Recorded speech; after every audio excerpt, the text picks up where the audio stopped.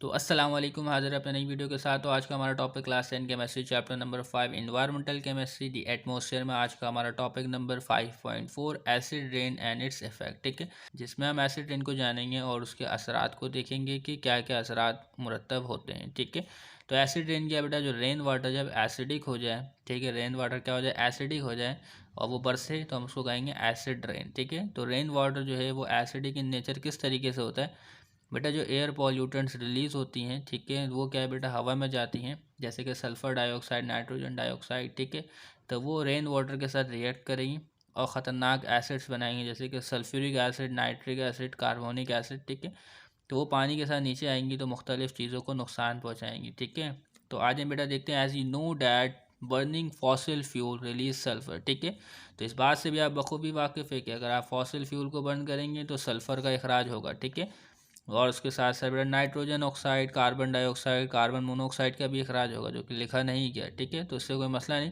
तब आज मेन चीज़ है कि बेटा सल्फ़र डाइऑक्साइड का अखराज हुआ, सल्फ़र रिलीज़ हुआ। सोचे एयर में क्या है बेटा, सल्फ़र जो है वो रिलीज़ हुआ। सल्फ़र जो है रिएक्ट करेगा, जब जलेगा सल्फ़र तो ऑक्सीजन से रिएक्ट करेगा और सल्फ़र डाइऑक्साइड प्रोड्यूस करेगा। ठीक है, अब हवा में सल्फ़र डाइऑक्साइड मौजूद है तो वो सल्फ़र डाइऑक्साइड क्या है बेटा, और ऑक्सीडेशन करेगा, यानी ऑक्सीजन की एडिशन होगी तो ये कन्वर्ट हो जाएगा बेटा सल्फ़र ट्राईऑक्साइड में। ठीक है, अब इक्वेशन को बैलेंस कर लेते हैं। इससे पहले मैंने ये इक्वेशन लिखी, वहाँ पे मैं बैलेंस नहीं करता था, ये इक्वेशन जो है वो बैलेंस हो गई। ठीक है, अब सल्फ़र ट्राईऑक्साइड एयर में मौजूद है।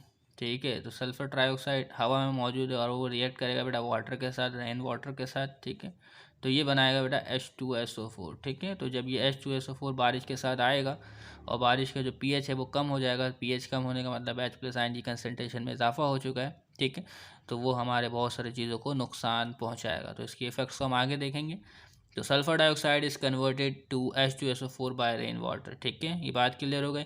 अब इसके अलावा वाइल नाइट्रोजन मोनोऑक्साइड या nitrogen dioxide is converted to HNO3। ठीक है, जो ऑक्साइड्स ऑफ नाइट्रोजन रिलीज़ हो रहे हैं, ठीक है, वो भी क्या है बेटा, वाटर से रिएक्ट करने के बाद HNO2 नाइट्रस एसिड और नाइट्रिक एसिड में कन्वर्ट हो जाएंगे। देखें किस तरीके से बेटा, तो सोचें बेटा हमारे पास मौजूद है नाइट्रोजन, ठीक है, वो ऑक्सीजन से रिएक्ट किया। ठीक है, नाइट्रोजन जो है वो ऑक्सीजन से रिएक्ट किया और ये बना लेगा बेटा नाइट्रोजन क्या, डाइऑक्साइड। ठीक है, इसी नाइट्रोजन मोनोऑक्साइड ही बन सकता है। तो हम यहाँ क्या देख रहे हैं बेटा, नाइट्रोजन डाइऑक्साइड। ठीक है, तो नाइट्रोजन डाइऑक्साइड किससे रिएक्ट करेगा बेटा, वाटर के साथ। ठीक है, तो जब ये वाटर से रिएक्ट करेगा तो ये आके बाद बनाएगा HNO2 और HNO3। ठीक है, इक्वेशन अगर बैलेंस करेंगे तो यहाँ पे हमें 2 का इजाफा करना पड़ेगा, तो ये इक्वेशन बैलेंस हो जाएगी। ये है नाइट्रिक एसिड, ये है नाइट्रस एसिड। ठीक है, दोनों ही एसिड हैं, तो जब ये रेन वाटर के साथ आएंगी तो रेन का pH कम होगा। ठीक है, ये बात क्लियर हो गई, तो इससे इफेक्ट्स भी आएंगे। तो while oxides of nitrogen is converted to HNO2 and HNO3 by rain water. Clear है, तो rain water is somewhat acidic because it contain dissolve carbon dioxide. तो रेन वाटर जो होता है थोड़ा सा एसिडिक होता है, क्यों, क्योंकि उसमें कार्बन डाइऑक्साइड डिजॉल्व होता है। तो अगर तो कार्बन डाइऑक्साइड भी क्या है बेटा, वाटर में डिजॉल्व हो जा रही है। तो देखिए बेटा, अगर कार्बन डाइऑक्साइड जो है वो वाटर में डिजॉल्व हो जाती है बेटा, गैसेज जो हैं वो वाटर में डिजॉल्व हो सकती हैं। ठीक है, इस बात को याद रखना है। तो कार्बन डाइऑक्साइड अगर वाटर में डिजॉल्व होती है तो ये बनाएंगी बेटा H2CO3 कार्बोनिक एसिड। ठीक है, तो कार्बोनिक एसिड जो कि हमारे कोल्ड ड्रिंक्स में भी मौजूद होता है, लेकिन ये थोड़ा वीक एसिड होता है। लेकिन रेन वाटर के साथ बेटा कार्बन डाइऑक्साइड अगर डिजॉल्व है तो उसकी नेचर भी एसिडिक होगी। ठीक है, तो इसकी pH होगी हमारे पास 5.6 से 6 के दरमियान। तो ये आपसे MCQ में पूछा जा सकता है, ये आपको याद होनी चाहिए। तो rain water on the other hand become increasingly acidic as a result of dissolving air pollutant. ठीक है, तो रेन वाटर एसिडिक हो जाता है बाय डिसॉल्विंग एयर पॉल्यूटेंट्स और उसकी pH में और कमी आ जाती है। ठीक है, तो अगर रेन वाटर में क्या बेटा H2SO4 और HNO3 मौजूद है थोड़ी तादाद में, तो इसकी pH जो है वो काफ़ी हद तक गिर सकता है, यानी 4 तक। ठीक है, तो pH कम, H+Ing कंसनट्रेशन में इजाफा होगा। ठीक है, तो acid rain is created when rain water dissolve acidic air pollutant. ठीक है, like sulphur dioxide, nitrogen dioxide, जैसा कि आप देख चुके हैं, सल्फर डाइऑक्साइड और नाइट्रोजन डाइऑक्साइड। बाकी और आगे रिएक्शंस होता है वो मैंने आपको दिखा दिया ताकि आप आसानी इसको समझ सकें। ठीक है, इसके अलावा बेटा the conversion of sulphur and nitrogen oxide into acid is seen in the figure. तो इस फिगर में मौजूद देखे बेटा हमारे पास ये है, आपके पास सल्फ़र ऑक्साइड। ठीक है, वैसे सल्फ़र डाइऑक्साइड होगा, ऑक्साइड तो होगा नहीं, ऐसे यहाँ पे ऐसा लिखा हुआ है। ये नाइट्रोजन मोनोऑक्साइड, तो देखिए नाइट्रोजन डाइऑक्साइड में तब्दील हुआ है, सल्फ़र डाइऑक्साइड। ठीक है, एयर में जाएगा। ठीक है, ये सल्फ़र ट्राइऑक्साइड में भी कन्वर्ट होगा, वो दिखाया नहीं गया, तो खैर उससे कोई मसला नहीं है। तो क्या है बेटा, ये H2SO4 बन गया, ये HNO3 बन गया, ठीक है। रेन वाटर के साथ नीचे आएगा, ट्रीज को किल करेगा बाय एसिड रेन, ठीक है। ये पानी वगैरह में भी जाएगा तो एक्वेटिक एनिमल को भी नुकसान हो जाएगा, हमारे तारीखी इमारतों में, हमारे घरों में गिरेगा तो उसको भी नुकसान हो जाएगा, अगर हम बारिश में नहाते हैं तो हमारी स्किन को भी नुकसान पहुंचेगा, ठीक है। तो acid rain causing harm to soil, animal, plants and aquatic life, ठीक है। तो सभी को नुकसान पहुँचाएगा। तो हमें कोशिश करनी चाहिए कि हम जो है हाइड्रोकार्बन की बर्निंग को कम करें और अपने माहौल को खुशगवार बनाने में अपना किरदार अदा करें, ठीक है। और इसके अलावा प्लांटिंग का अमल भी जारी रखें, ठीक है। तो अब देखने जा रहे हैं बेटा एसिड रेन के इफेक्ट्स के क्या क्या असरात मुरतब होते हैं, ठीक है। तो अब हम डिस्कस करने जा रहे हैं बेटा इफेक्ट्स ऑफ एसिड रेन के असरात। तो acid rain leaches heavy metals like aluminium, mercury, lead, chromium etcetera, ठीक है। तो जब एसिड रेन होगी तो इन तमाम मेटल्स को क्या है बेटा, डिज़ोल्व कर सकती है, ठीक है। तो जब एसिड रेन होगी वो कहीं ना कहीं तो बरसेगी, कहीं ना कहीं गिरेगी, तो अगर वहाँ पे क्या है बेटा ये मेटल्स होंगे तो उनको बआसानी डिज़ोल्व कर लेगी अपने साथ, ठीक है। तो acid rain leaches heavy metals like from soil and rocks, ठीक है। तो मिट्टी में भी ये मेटल्स हो सकते हैं, रॉक्स इन चट्टानों में भी हो सकते हैं, ठीक है। तो and discharge them into the river and lake, तो अपने साथ डिज़ोल्व करेगी और उसको डिस्चार्ज करेगी कहाँ बेटा, रिवर और लेक पे। तो जब ये हैवी मेटल रिवर या लेक में जाएंगे तो एक्वेटिक एनिमल इसको कंज्यूम करेंगे, ठीक है। और अगर हम उन एक्वेटिक एनिमल को कंज्यूम करते तो हमारी मुश्किलात हो सकती हैं, ठीक है। तो ह्यूमन कंज्यूम दिस वाटर, पानी में ज़्यादा अगर हम उस पानी को पीने के लिए इस्तेमाल करते हैं तब भी वो हमारे लिए काफ़ी टॉक्सिक होगी, ठीक है। तो हैवी मेटल जो है वो पॉइजनस है।